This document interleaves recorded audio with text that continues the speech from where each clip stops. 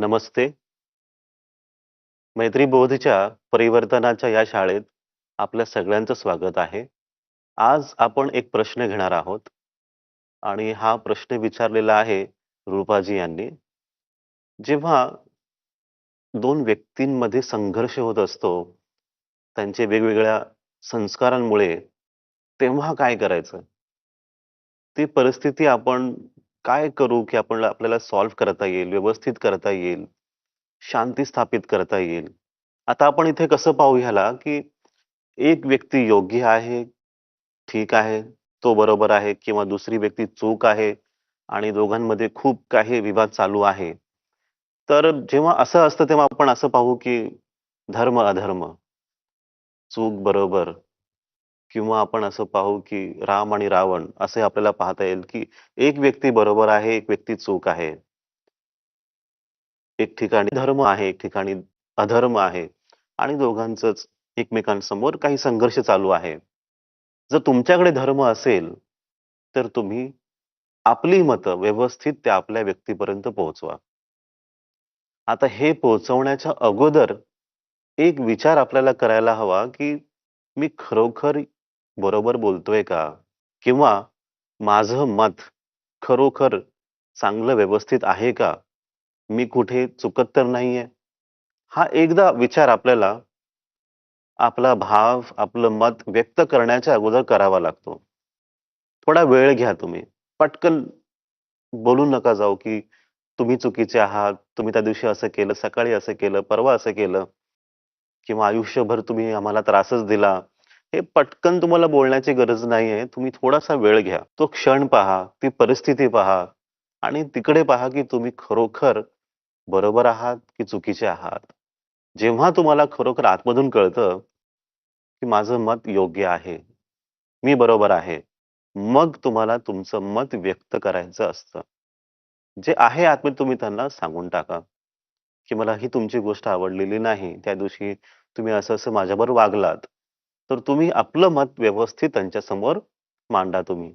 कित्येकदा असं होतं, की आपल्याला आपली मतच व्यवस्थित मांडता येत नाहीत आणि त्याच्यामुळे अजून काही नवीन प्रॉब्लेम सुरू होतात.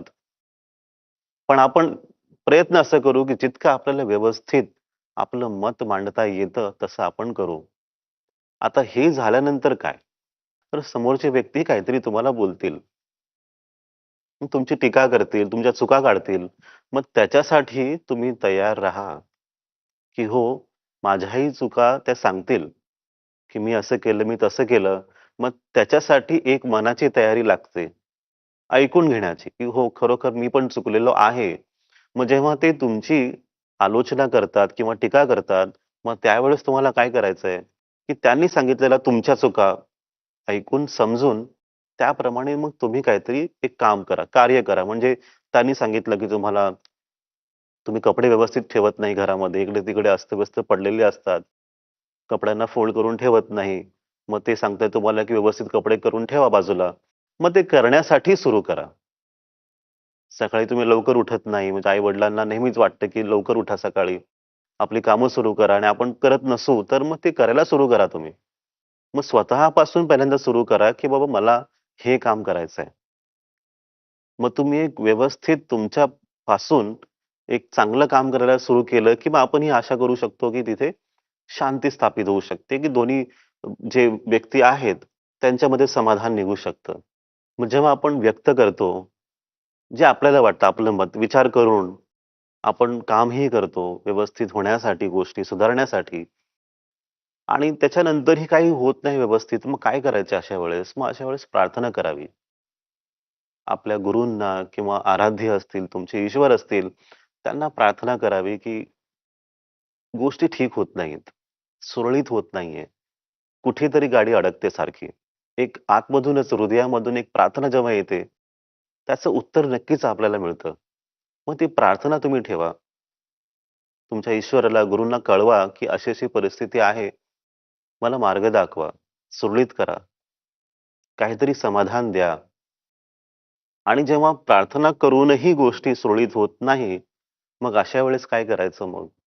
जे चालू आहे त्याला तसं स्वीकारा तुम्ही, की माझी परिस्थिती अशीच आहे आणि ही परिस्थिती काही सुधारणार नाही आता.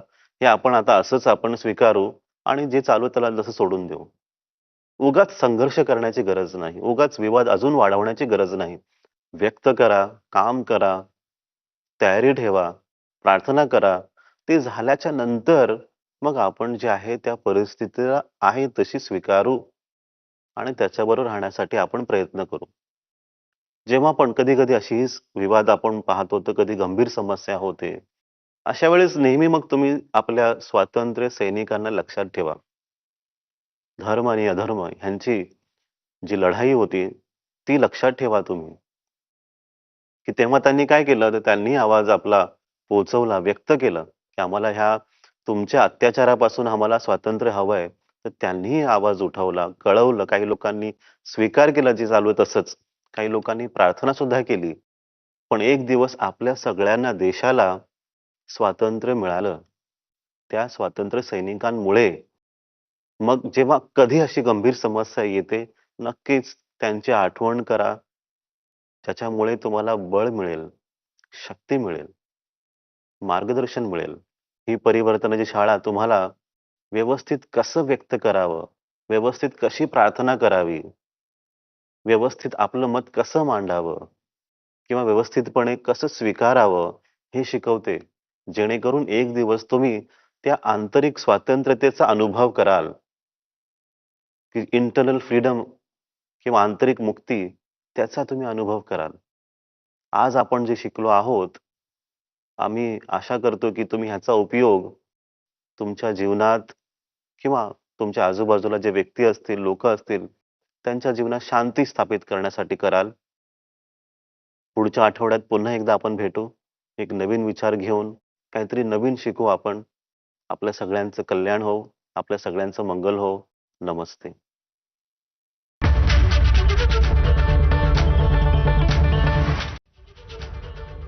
नमस्कार.